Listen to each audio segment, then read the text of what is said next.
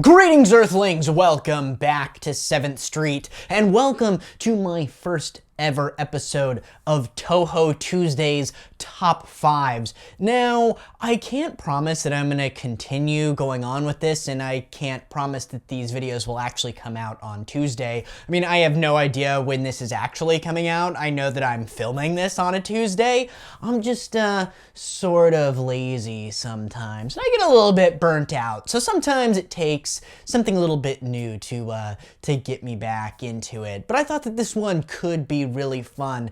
Before I get into this list, I would like to say, first things first, smash that subscribe button. We are like 70 subscribers away from 1,000. I know that 1,000 really isn't that big of a deal, but it's gonna be kind of a milestone for me. So come on, guys, get your act together. Subscribe to this channel.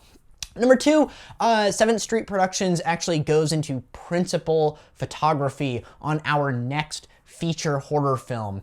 It still has a working title, so I won't drop that, but make sure that you guys are subscribing and following 7th Street Productions on Instagram and Facebook. Definitely even, find my personal Facebook or whatever, follow us, and stay tuned for updates. That being said, our last feature horror comedy, Jesus I Was Evil, will be released by Wild Eye sometime hopefully in the next month, and keep your fingers crossed that maybe it's one of those Wild Eye titles that ends up in Walmart stores. But without further ado, let's get into TOHO Tuesday's Top 5 Underrated Kaiju. Top 5 Underrated Kaiju. Yeah, I think that title works. I just kind of made that up on the fly. All right, getting right into it.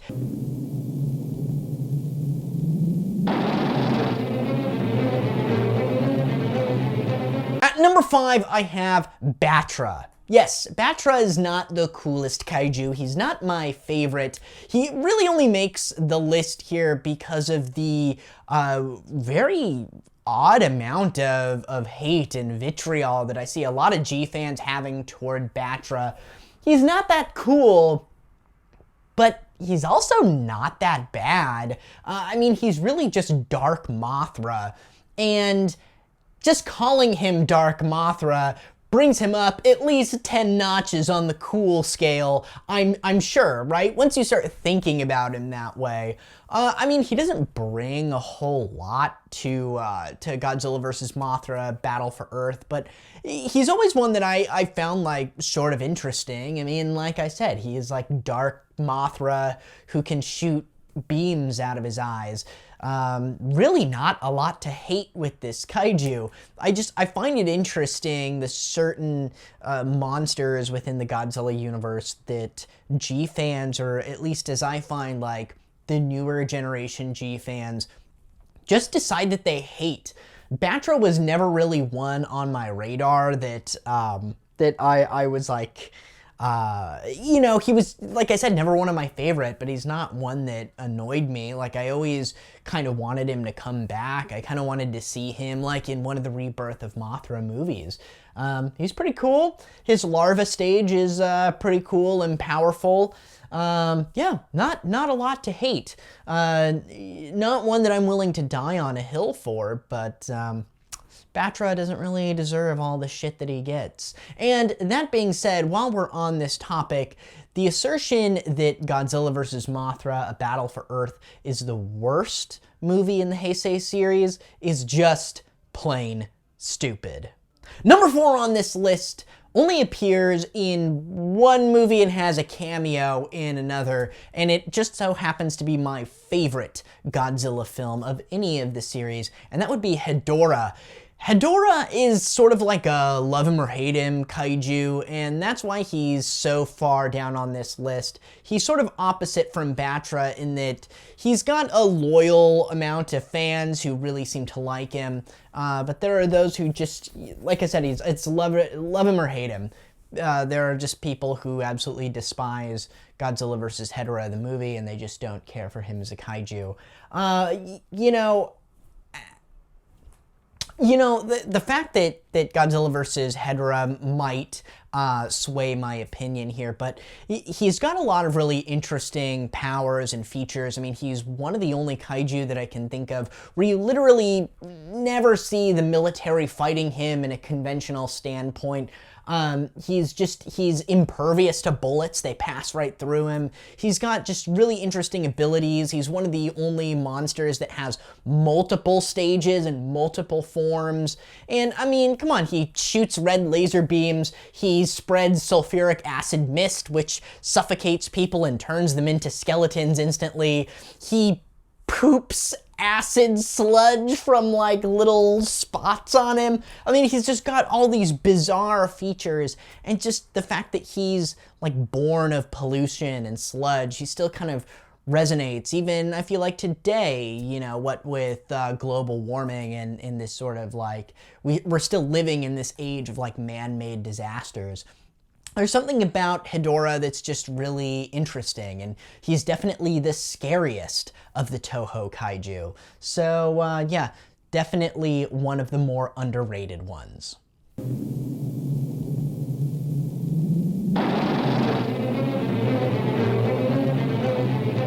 Number 3 is one that really just applies to American fans of Toho science fiction, because this kaiju actually has quite a large following in Japan. It's just, like I said, it seems to be a Western Toho science fiction fans that really don't seem to be a very big fan of Barragan.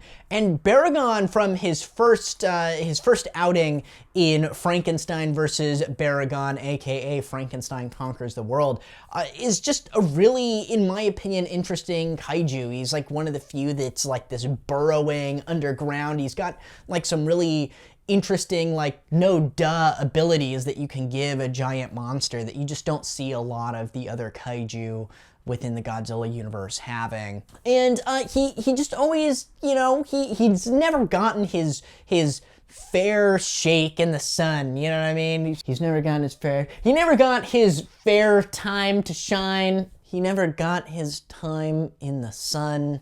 I think that's the correct saying.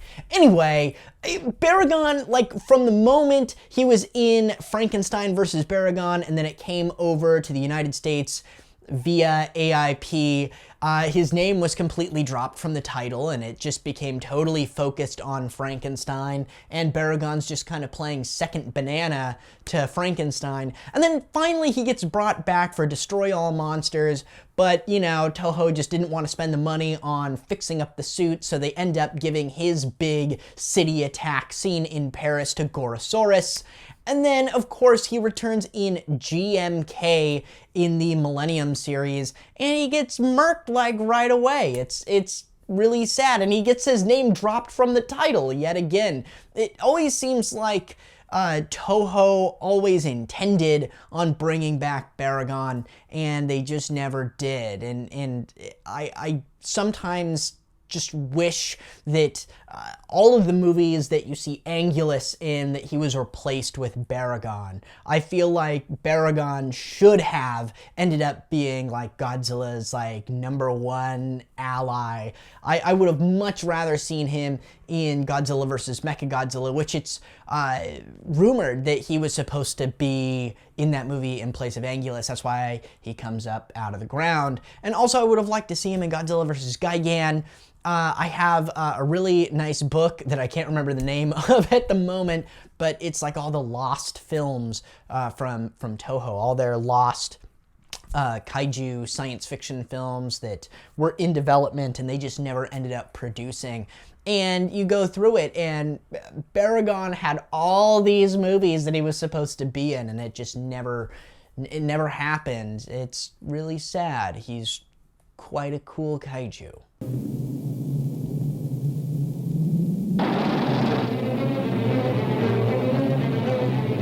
Number 2 on this list is another one that people just absolutely hate.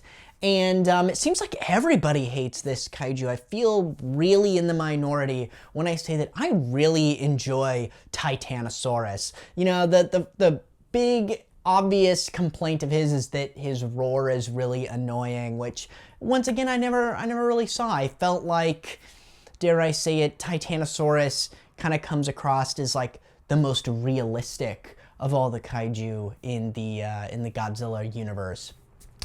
Like his roar sounds like an elephant. It sounds like a bigger creature. I mean, he's really just an aquatic dinosaur. There's nothing really about him that's like super far-fetched. It's interesting that the last kaiju to be introduced in the Showa series was one that was just like so down to earth and so like minimalist. He's just a giant behemoth, which I think is really cool. I love Terror of Mechagodzilla. It was always one of my favorites, and I really, really liked Titanosaurus. I have this specific memory of being a little kid and wanting to be Titanosaurus for Halloween. I don't know how I thought I was gonna pull that off. I was a really little kid, but yeah, I wanted to be Titanosaurus for Halloween. I was a weird kid. Fun fact, if you live in Portland, Oregon, and you've ever been to a Blazer game here, every now and then during the game, they'll play that from the song We Will Rock You by Queen, that doo-doo-ch. It's really like, they play it at like every sporting event. But up on the Jumbotron, they will play, they'll show Godzilla, and it's like his clapping motion from Godzilla versus King Kong for the ch. And it's supposed to be his feet stomping, but actually it's Titanosaurus's feet from Terror of Mechagodzilla when he's like stomping on Godzilla's grave. And it's funny, I was at a game like when I was a little kid with my dad, and I remember him like, oh, yeah, pointing up like, oh, look, it's Godzilla doing the clapping thing. And I remember going, oh, that's funny, that's actually Titanosaurus's feet. Like, just goes to show what a freaking dweeb I am.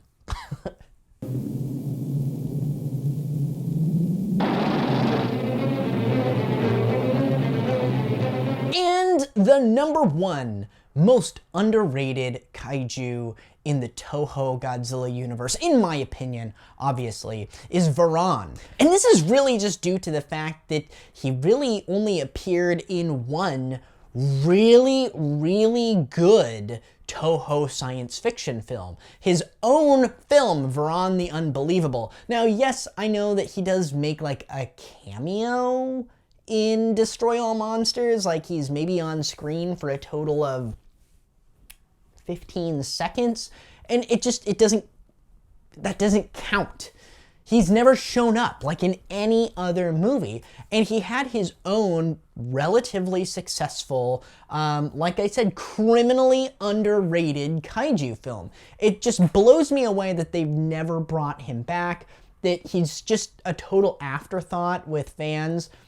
I watch a lot of videos of other like G fans out there, and it's like them watching Veron for the first time, and it's just it's so sad. It's so sad. Like this was one that that I grew up with. I actually have like the Japanese cut of Veron from my Obachan, like way back in the day. So he was always like a kaiju.